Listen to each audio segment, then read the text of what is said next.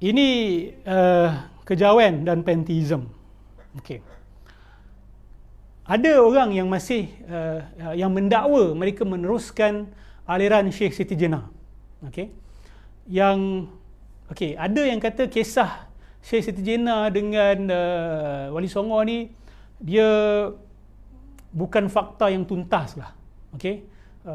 Bukan seperti cerita Al-Hallaj waktu di Baghdad, dia dibunuh hasil kesepakatan para ulama di Baghdad pada waktu itu. Tapi kisah Syekh Siti Jenar ni dikatakan tidak jelas apa yang berlaku pada dia. Betul ke dia dibunuh atau dia dibiarkan dan sebagainya. Wallahu a'lam bisawab secara pasti apa, tetapi masih ada golongan yang mendakwa bahawa Syekh Siti Jenar ni membawa aliran sufi falsafi ataupun sufi wujudi itu.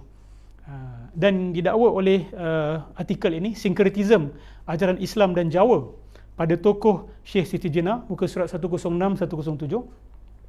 Penulis dia bawa syahadat kefanaan, kita dipanggil sebagai sasahidan Syekh Siti Jenar. Okay. Baca dia punya syahadat ni. Syahadat Allah, Allah badan lebur menjadi nyawa, nyawa lebur menjadi cahaya, cahaya lebur menjadi roh idhafi, roh idhafi lebur menjadi rasa, rasa lebur sirna kembali kepada yang sejati, tinggallah hanya Allah semata yang abadi tidak terkena kematian. Okey, jadi usaha ni untuk meleburkan diri ni tadi, yang kita kata sebagai konsep samadhi tadi. Syahadat peleburan diucapkan ketika menjalani keheningan, iaitu samadhi, menyatukan diri dengan Allah. Lafaz tersebut lahir dari pengalaman Syekh Siti Jenar ketika memasuki relung-relung kemanunggalan, manunggaling Kaula Gusti ni, di mana jasad fiziknya ditinggalkan rohnya sesudah semua nafas dalam dirinya mengalami kasyaf. Okey, ini dakwaan mereka. Ini yang boleh tinggalkan roh, boleh tinggalkan badan dan sebagainya. Roh boleh tinggalkan badan. Nanti kita tengok dalam aliran New Age pun ada konsep ini. Okey, out of body experience ataupun astral projection.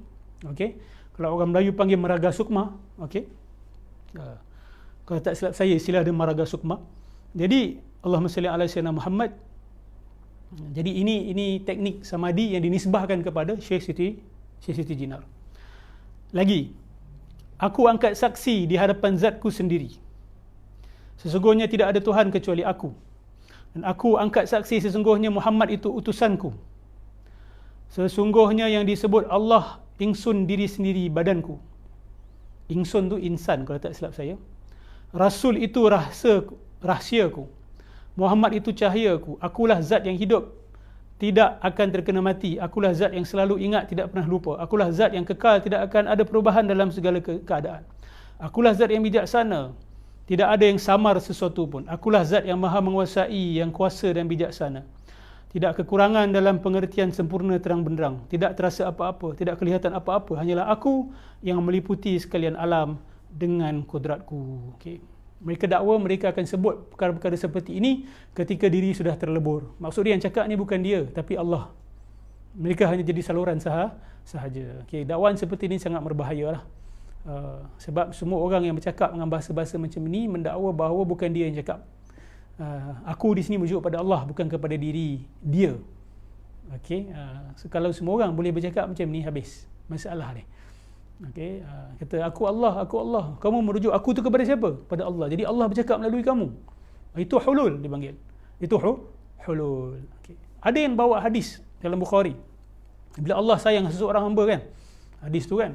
Sehingga kuntu sam'ahu allazi yasma'u bih, aku akan jadi telinga dia yang mana dengannya dia mendengar, aku akan jadi tangan dia, aku akan jadi mata dia, kan?